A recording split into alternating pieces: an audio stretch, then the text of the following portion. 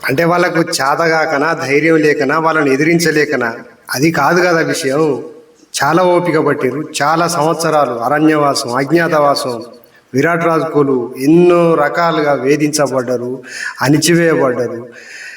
అయితే పాండవులకు కౌరవులను ఎదిరించే సత్తా లేక కాదు, మన ఉమ్మడి కుటుంబం సామరస్యంగా భాగపంపకాలు చేసుకుందాం అనే అటువంటి ఒక దృఢ సంకల్పం, నిశ్చయంతో సామరస్యపూర్వక వాతావరణం కోసమే ఎదురు చూశారు ఇంతకాలం.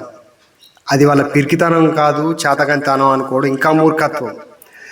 భగవంతుడు శ్రీకృష్ణ భగవానుడు సైతం మధ్యవర్తిత్వం చేసినప్పటికీ కూడా ఫలితం లేకపోయింది. అంతిమంగా ఏమైంది?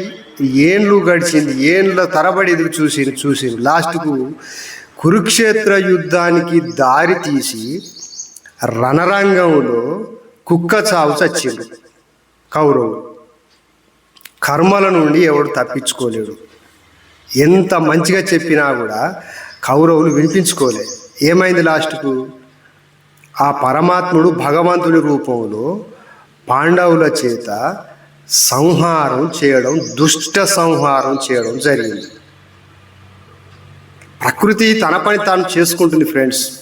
ఈ విశ్వం మనం సంబంధం లేకుండా పట్టించుకోకుండా ఉన్నా కూడా అవినీతి, అధర్మం, అన్యాయం, అక్రమం శాశ్వతంగా నిలవవు అని చెప్పడానికి మహాభారతాన్ని మించిన ఉదాహరణ ఈ సృష్టిలో లేదు.